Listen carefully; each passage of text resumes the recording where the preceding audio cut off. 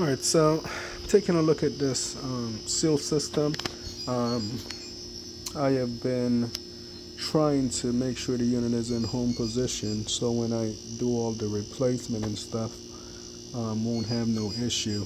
So I went into Smart HQ, put it into home position.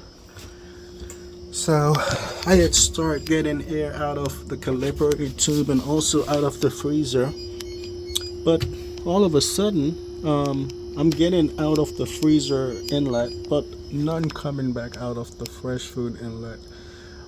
So what I did was I went to check the compressor because I'm putting nitrogen through my gauges through the compressor to come through the seal system so I can check the inlet side. But if I notice the needle on my compressor isn't moving at all, it's still at atmospheric temperature, which is 0, and the compressor is running, usually it goes down into a vacuum. And when I open the port here, oh, that's closed. It was open already. I'm not getting anything. See, no changes. So I'm thinking the valve may be compromised. So in order to properly test this thing,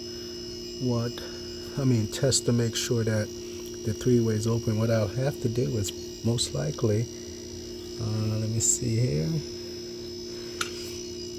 because I can't go through the compressor because I'm thinking one of the pistons is locked up, which is causing me probably to not be getting airflow like I should. So I'm going to take out the discharge line from the compressor, put my process tube adapter here, and I'll put the nitrogen in this way instead of going from the process tube stub. Just trying to make sure that I have everything open in home position before cut that out. Alright, so let's see what happens.